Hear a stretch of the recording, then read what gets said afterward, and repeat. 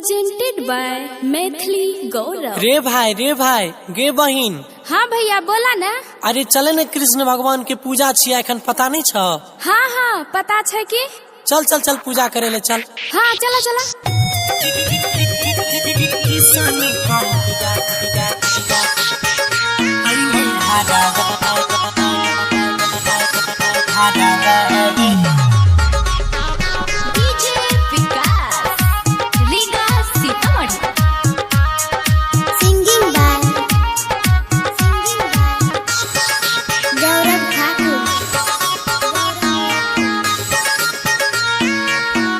सखी सुना बजबो नहीं ढोलक सखी बजबो नहीं ढोलक सखी नचबई ताता थैया अइलै घरवा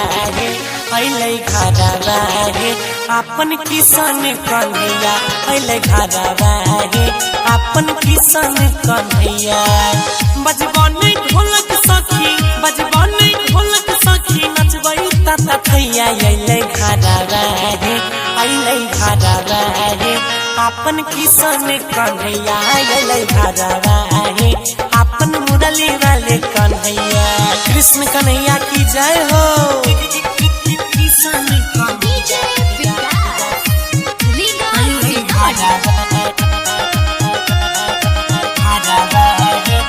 गणपति रिकॉर्डिंग स्टूडियो भवानीपुर।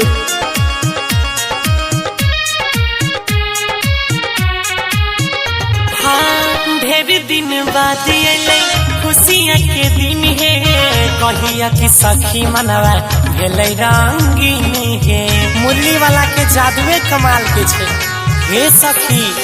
ढेर दिन बाद अइलै खुशियाँ के दिन है कहिया की सखी मनवा भेलै रंगीन है गंगा जल थाली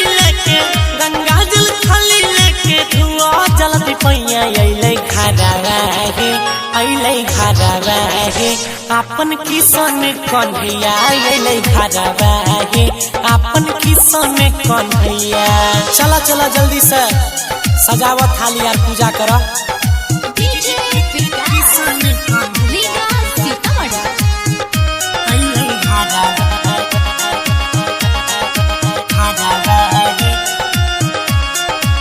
गणपति रिकॉर्डिंग स्टूडियो भवानीपुर। कही के रंजित से डीजे मंगैबै अजय गौरव के खूब नचैबै सब कोई नचबै भक्ति में। कही के कुंदन के डीजे मंगैबै अजय बादल के खूब नचैबै लगबो नहीं झुलुआ सखी लगबो नहीं झुलुआ पेरी कदम के छैया अइलै घरवा गे अपन किसान कन्हैया अइलै घरवा गे अपन बंसी वाले कन्हैया हाथी घोड़ा पाल की जय कन्हैया लाल की। Recording by Ajay star Bihar.